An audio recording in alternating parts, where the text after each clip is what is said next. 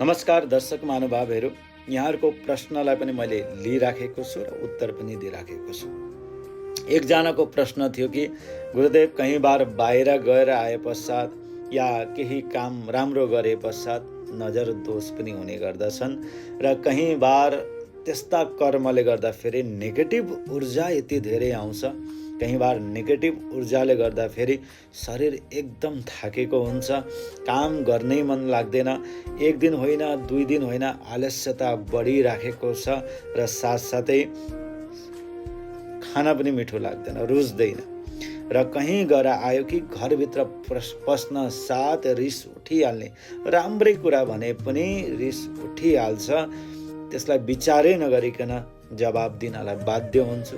के कारणले भन्दाखेरि नेगेटिभ ऊर्जा जब शरीरभित्र अधिक मात्रामा हुन्छ, त्यो नेगेटिभ ऊर्जालाई हामीले निवारण गरेनौँ भने फेरि त्यो नेगेटिभ ऊर्जा थपिँदै जाँदा फेरि यो बुद्धिसम्म पुग्छ र त्यसले काम बिगार्ने गर्दछ। नेगेटिभ ऊर्जालाई डिस्ट्रोय अर्थात् हटाउने उपाय बताउँदछु।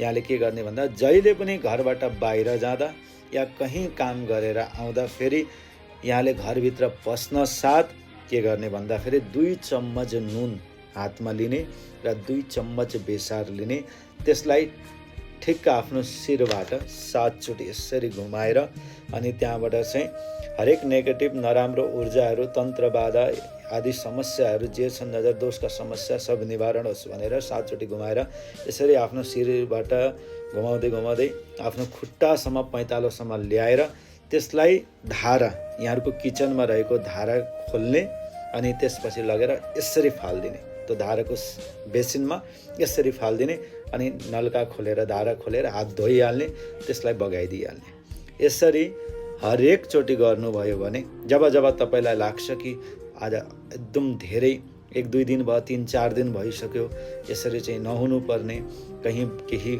समस्या छ कि नजर दोषको प्रभावले हो कि भन्ने कुराहरूबाट यहाँलाई लाग्छ भने यो अवश्य गर्नुहोस्। यसरी गरे पश्चात तत्काल तपाईँलाई आराम र तपाईँको शरीर फुर्ती हुन सुरु हुन्छ।